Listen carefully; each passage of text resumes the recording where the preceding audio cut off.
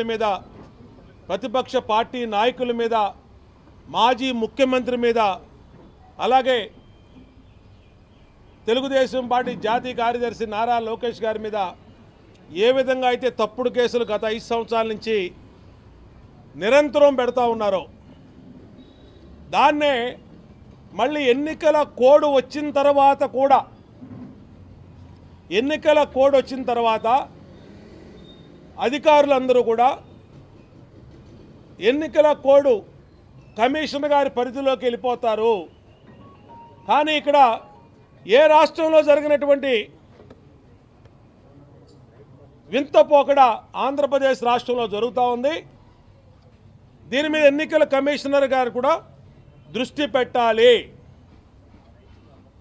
ఎందుకంటే ఇవాళ ఆపద్ధర్మ ముఖ్యమంత్రిగా ఉన్నటువంటి జగన్మోహన్ రెడ్డి ఎమ్మెల్యే లేరు, మంత్రులు లేరు, ముఖ్యమంత్రి లేడు. కంప్లీట్గా ఎలక్షన్ కోడ్లోకి నిబంధనలోకి రాష్ట్రంలో అన్ని వ్యవస్థలు వచ్చిన తర్వాత కూడా మీ కళ్ళ ముందే తప్పుడు కేసులు పెట్టి నామినేషన్ వేసినటువంటి నన్ను ఈరోజు పోలీసులు నిత్యం వేధిస్తూ ఉన్నారు.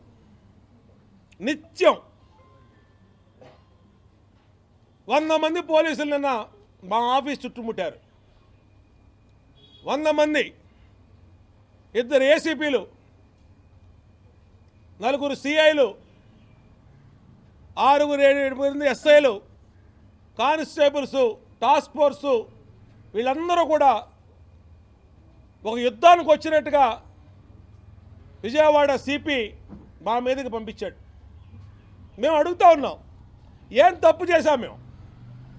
మేము రోజు ప్రజల్లో ఉన్నాం.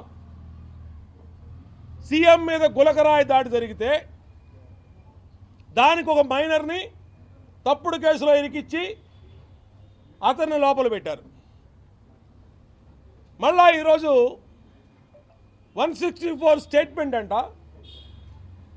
జడ్జి గారి ముందు వాళ్ళ కుటుంబం ఏదైతే వేముల సతీష్ రిమాండ్లో ఉన్నాడో వాళ్ళ తల్లిదండ్రుల్ని అక్రమంగా నిర్బంధించి వాళ్ళ తల్లిదండ్రుల మేడ మీద కత్తి పెట్టి టార్చర్ చేసి 3rd డిగ్రీ ఉపయోగించి ఈరోజు మీ కొడుకు